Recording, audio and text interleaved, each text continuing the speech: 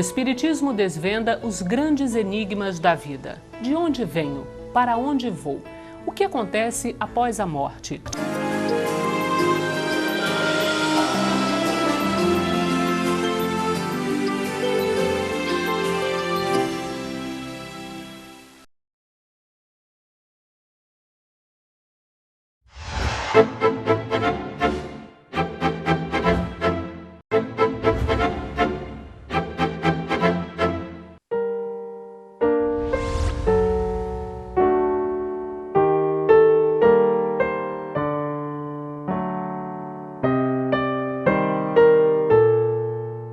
Quantas vezes perdoarei a meu irmão?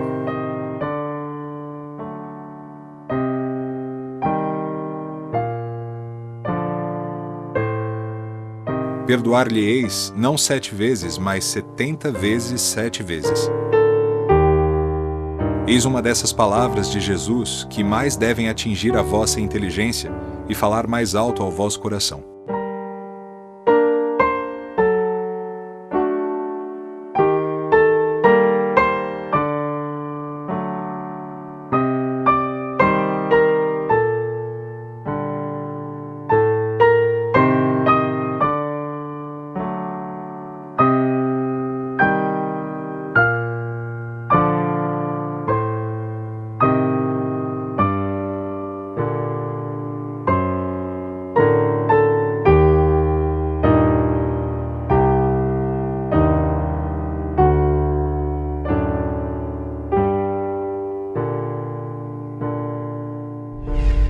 Por que a gente não consegue perdoar? Porque somos orgulhosos.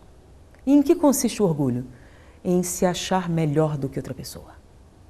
Então, quando você se acha melhor, qualquer situação, qualquer pessoa que ameace essa crença é um mal para você. É algo ruim demais. E qualquer um chamar a atenção para o fato de que você não está nessa posição que você julga estar, leva a rancor, leva a mágoa. Culpa e mágoa, eu disse que todos nós tínhamos, porque faz parte. Você foi sentar e pisou no pé do outro. Se sente culpado, pede desculpa, a pessoa logo desculpa você.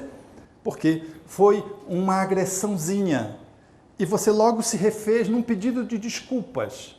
E o outro te ajudou a refazer isso, se liberando de uma mágoa, porque você pisou no pé dele, liberando você através de sim, não tem problema, foi nada. Mas se ele pisar na tua unha encravada, você já não vai pedir desculpa prontamente. Talvez você demore uns 15 minutos ou meia hora para poder gerir a dor da unha encravada pisada. Ou se ele pisar no teu sapato recém-comprado e machucar o sapato, sobretudo se for de uma donzela, então isso vai ser problemático, vai demorar pelo menos aí um tempinho para que a pessoa vá trabalhando dentro dela e talvez ela nem consiga, ou consiga, quem sabe. E quem pisou fica incomodado, mesmo tendo pedido desculpa, e numa perspectiva egóica o outro desculpou, mas não desculpou. Porque você olha para a cara do outro, o outro está com a cara amarrada. Até porque está sentindo dor, no caso da unha encravada. Então, de vez em quando, você vai dar uma olhadinha para ver se o outro já se refez. E dá um sorrisinho, confirma, e o outro confirma ou não, dizendo se o perdão ainda está aqui ou se ele já foi para cá. Então, você, numa perspectiva inicial de ter sido pisado, precisou de 1 minuto para perdoar, mas se a unha está encravada ou o sapato é novo, você precisou de 20, 30 minutos para perdoar. Perdão, então, é uma medida interna, é da pessoa com ela mesma. Quando nós perdoamos alguém, não é propriamente a pessoa, nós perdoamos a pessoa dentro de nós. Porque, às vezes, nesse binômio de relacionamento, uma pessoa pode não perdoar a outra e essa outra pessoa se perdoar. Então, é um relacionamento intrínseco, realmente. Ou, se alguém me lesou, eu saio da mágoa e passo a viver o ressentimento, o rancor, e se eu não consigo trabalhar isso, eu posso partir para a vingança. Aqui eu me vingo de mim, porque eu fiz. Aqui eu me vingo do outro, porque o outro me fez. Vejam que é uma moeda com 2 faces, que vão se entrecruzando. E se eu continuo nessa perspectiva do não perdão, eu continuo aprofundando o meu desequilíbrio, seja da culpa, seja da mágoa, ou do mix, que habitualmente acontece, e aí eu vou para um processo de disfuncionalidade. Porque dependendo do tamanho da mágoa, da dor, daquilo que nós guardamos dentro de nós de negativo em relação a uma ofensa, a um problema qualquer, nós podemos somatizar e transformar isso numa doença física. Uma pessoa, ela pode esquecer um fato da sua memória consciente, mas ela não superar a mágoa. A mágoa, uma vez não superada, ela pode ser esquecida da memória, ela pode ser esquecida do aspecto consciente, mas ela pode se transferir para uma célula e se transformar numa úlcera, se transformar num câncer, se transformar numa doença. São as doenças psicossomáticas. Que vai fazendo com que a pessoa se adoeça ao longo da sua vida, sem perceber que a causa, a origem está na falta ou na ausência do perdão. Quando nós não nos perdoamos, é como se nós voltássemos ao passado, que vira presente, e esse presente traz em nós todas as sensações do que vivenciamos antes. E quando nós não perdoamos, o que acontece? Nós vemos o futuro como algo doloroso, ou seja, aquele que me traiu no passado, eu trago para o presente e sinto isso, eu acabo sentindo isso, e aí quando eu quero dar uma chance a alguém, esse passado faz com que o meu futuro também se transforme numa agonia. Então esquecer não é o caminho correto. Esquecer, na verdade, é um momento inicial em que a pessoa se distancia do fato para conseguir elaborar dentro de si os acontecimentos. Mas depois é importante que ela volte aos fatos para superar as mágoas, os ressentimentos e as amarguras que ficaram em torno do fato que foi o motivo de ela ter que perdoar depois. Significando, portanto, que o não perdão, ele vai congelando a minha existência. A vida deixa de fluir. É um lago que congela, eu não consigo mais navegar.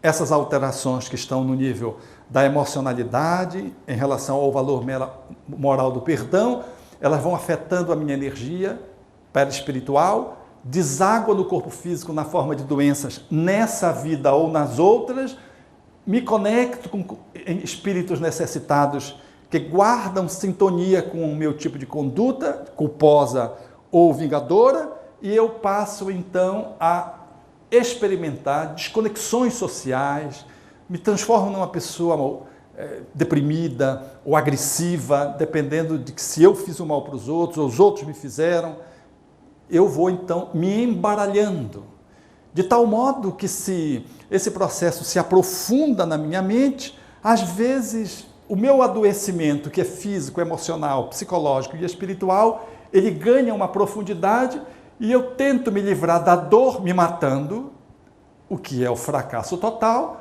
ou eu tento me livrar da dor dizendo, eu vou acabar com o outro. Todas as duas tentativas têm uma intencionalidade de alguém que quer se ver livre do sofrimento, que sofreu ou que causou ao outro, e busca essas alternativas que são patéticas, porque elas só agravam o processo, remetendo a encrenca não resolvida para uma outra existência, porém agravada na sua dinâmica.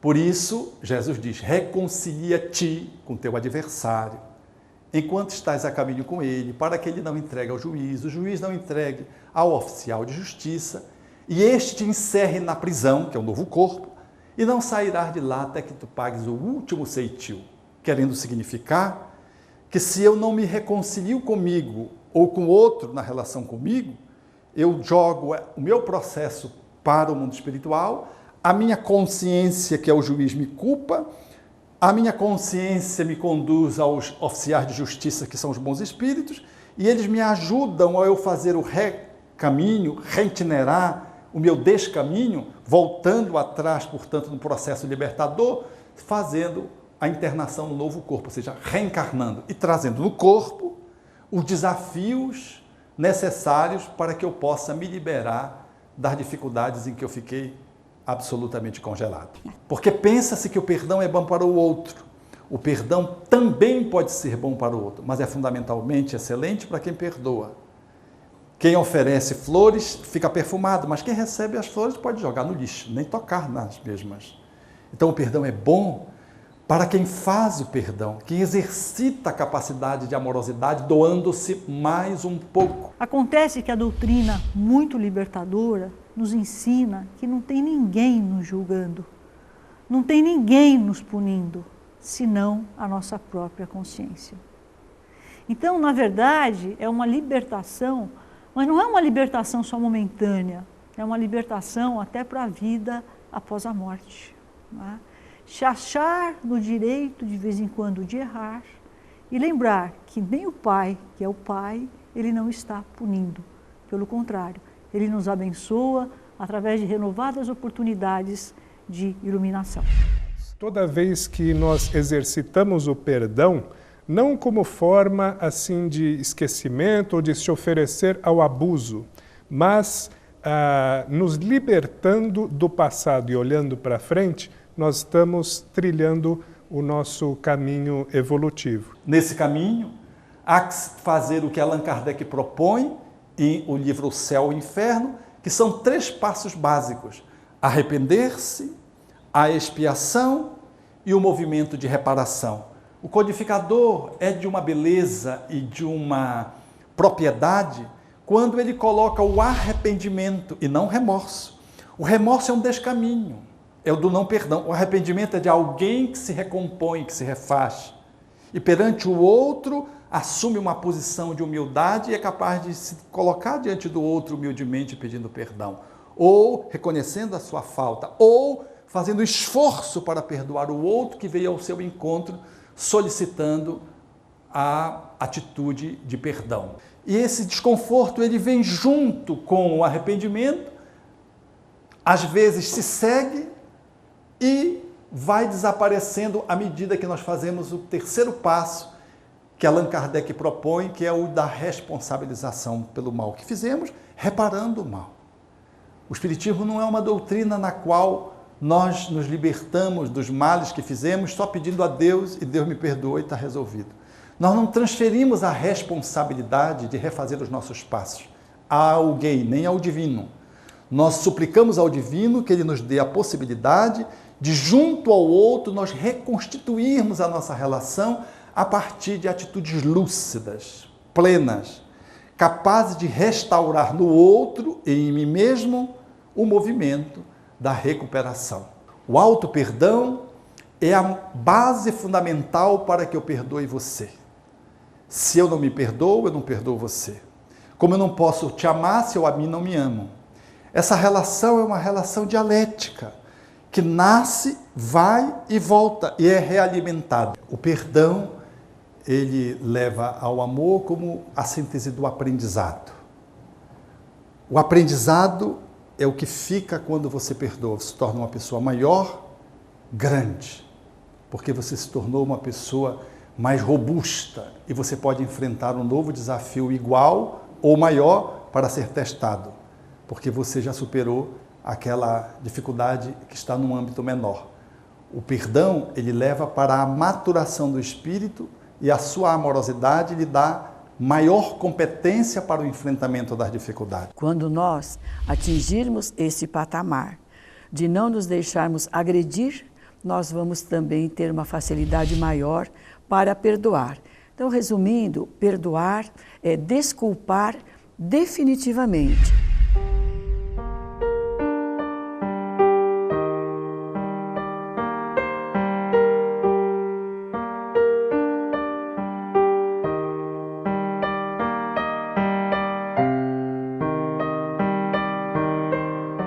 O verdadeiro homem de bem é aquele que pratica a lei de justiça, de amor e de caridade em sua maior pureza.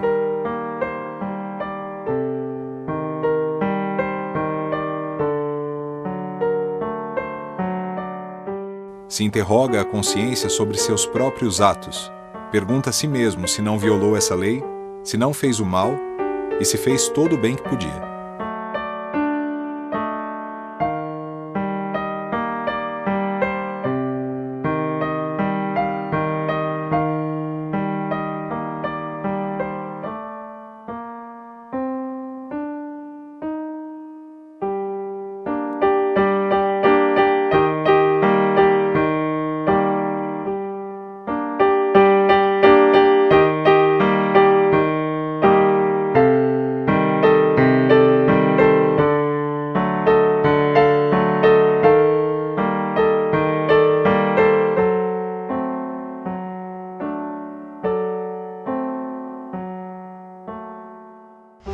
Música